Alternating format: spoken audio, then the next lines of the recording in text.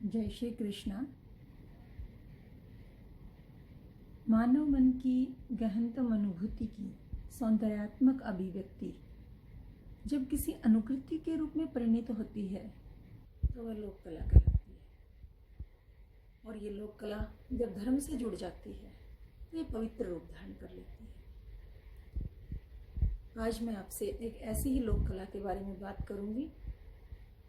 हम बात करेंगे लोक कला सांझी उत्सव। संपूर्ण उत्तर भारत के साथ साथ मध्य भारत में मनाए जाने वाला ये पर्व अपने आप में बहुत गरिमामयी है। उत्तर प्रदेश में भक्ति की भूमि वृंदावन में, जहाँ सांझी गोपियाँ राधा जी स्वयं गोपियों के साथ मिलकर भगवान श्री कृष्ण के संध्या पर, ग्राम में आगमन पर गायों को चराने के बाद जब वो वापस आते थे तो पितृपक्ष में राधा उनके आगमन में इस कला का बड़े सुंदर ढंग से चित्रण करती, स्वागत करती। और कहा जाता है कि सारी कलाएं श्री कृष्ण ने की थी और एक सांझी कला राधा जी ने की थी। हम बात करें अगर हरियाणा के सांझी महोत्सव की, यहाँ पर अपभ्रंश होकर ये सांझी संध्या के रूप में जाना जाता है। अश्विनी मास में नवरात्रों में संध्या उत्सव शुरू हो जाता है। कुंवारी कन्याएं गांव के जोहर या तालाब से मिट्टी लाती हैं, उसको गाय के गोबर के साथ मथती हैं और दीवारों पर, वृंदावन में जिस प्रकार भूमि पर यह अलंकरण होता है, यहाँ पर दीवारों पर भित्ति चित्र के रूप में, भित्ति कलाकृति के रूप में दीवारों पर संध्या उकेरी जाती है। बहुत सुंदर सुंदर अलंकार पहनाए जाते हैं। कड़ा, छैल, बोरला, लगड़ी, चूड़ियों में विभिन्न रंग भरे जाते हैं। गेरू और खड़िया मिट्टी से रंग बिरंगी चुनरी उड़ाई जाती है और उन्हें गोबर, मिट्टी, इनके कृत्रिम अलंकारों से सजाया जाता है। उसी के, क्योंकि सांझी सौम्य देवी का रूप है और वो भी एक सुलक्षणा स्त्री का प्रतिरूप। उसके साथ एक होरा स्त्री भी बनाई जाती है और साथ में खोड़िया यानी उनका भाई भी बनाया जाता है। और फिर प्रारंभ होता है सांझी उत्सव। लड़कियां शाम से ही इसकी तैयारी शुरू कर देती हैं।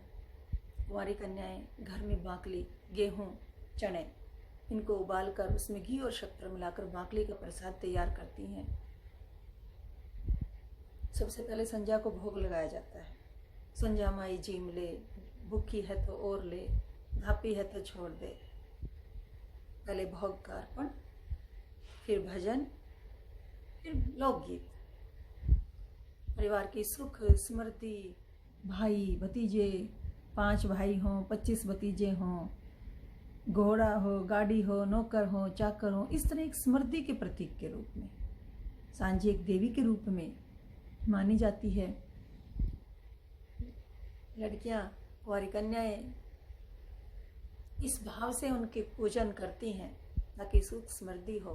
कहीं ना कहीं ये हो सकता है माँ पार्वती के रूप में भी अपने आप का देवी रूप में बच्चों के मन में एक भाव है। पुराणों में सांझी माँ उत्सव का वर्णन है और ये कला हरियाणा में वैदिक काल से कहें या पुराने काल से मनती आ रही है। आज भी गांव-गांव में, हर मोहल्ले में और प्रयास होता है हर घर के बाहर सांझी चित्रित की जाती है। फिर लोकगीत गाए जाते हैं। उन लोकगीतों में यहाँ की परंपराओं, यहाँ के त्यौहार, उन सब में सांझी का आगमन, सांझी माता से आग्रह किया जाता है कि वो आएँ, खुशियाँ बरसाएं, परिवारों में सुख समृद्धि दें, गांव में खूब धन धान्य हो। इस तरह के लोकगीत गाए जाते हैं और अंत में सांझी माता की आरती और आरती के बाद प्रसाद वितरण होता है। ये वो समय होता है जब गांव में लावनिया यानी फसल कटाई का काम चल रहा होता है पुरुष वर्ग संध्या के समय आते हैं, बच्चियों को मधुर आवाज में उन गीतों को सुनते हैं, प्रसाद लेते हैं, उनको आशीर्वाद देते हैं। पंडित हजारी प्रसाद द्विवेदी ने कहा कि कहीं ये संध्या या सांझी भगवान सूर्यदेव की पुत्री संध्या से तो इसका कोई संबंध नहीं है। संभवतः हो संध्या का या अपभ्रंश होके संध्या हो, या सांझी से अपभ्रंश होके संध्या बना हो, परंतु सदियों से चली आ रही ये परंपरा आज भी गांव-गांव में और घर-घर में मनाई जाती है। इसमें बच्चों की कलात्मक अभिव्यक्ति प्रस्तुत होती है, मन के उद्गार प्रस्तुत होते हैं, मन की भावनाएं निकलती हैं। विवाहित लड़कियां का जो प्रथम वर्ष होता है वो अपने मायके आती हैं और सांझी पूजन करती हैं। वहाँ पर वो गीतों के द्वारा बुलाती हैं कि भाई कैसे उनको लेने आएगा, उनके लिए ये लेकर आएंगे। अर्थात एक मायके और ससुराल की सुखद अनुभूति इन गीतों के द्वारा, प्रेम अभिव्यक्ति रिश्तों की सांझी गीतों के द्वारा होती है। दशहरा आगमन पर दशहरा वाले दिन सांझी को वहाँ से उतारा जाता है। एक मिट्टी के घड़े में सांझी को रखकर उसमें घी का दीपक जलाते हैं और जिस तालाब से मिट्टी लाते हैं उसी तालाब में इसका विसर्जन करके आते हैं। बच्चियां गीत गाती हुई जाती हैं, गांव की महिलाएं भी जाती हैं, रास्ते में खील बताशे बांटे हुए जाते हैं प्रसाद में।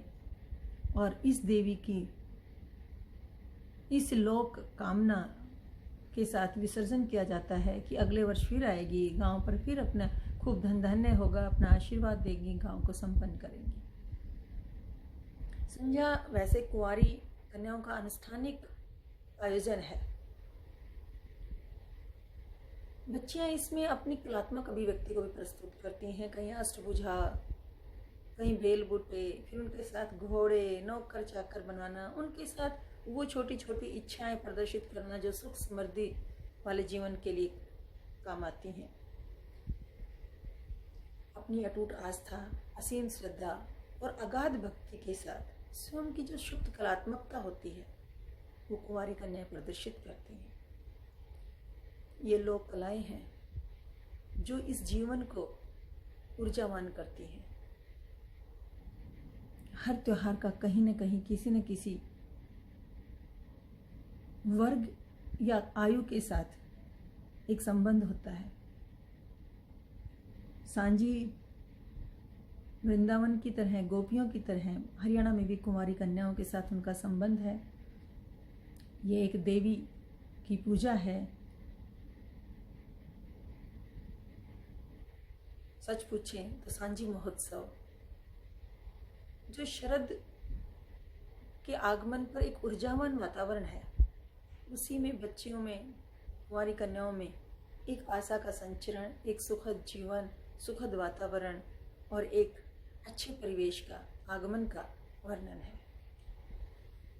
वैसे तो हम पुराणों से सांझी को जानते हैं। मालवा में अलग तरह से मनाया जाता है और उत्तर प्रदेश में भी मनाने का तरीका अलग है। अश्विनी मास में पितृपक्ष में अलग अलग समय पर मनाया जाता है।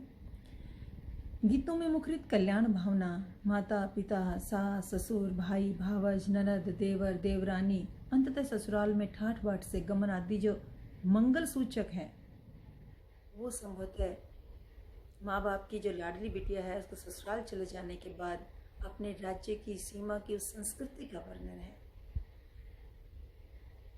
या ये कहें कि अपनी ग्रामीण संस्कृति का वर्णन गीतों के द्वारा बच्चियां करती हैं।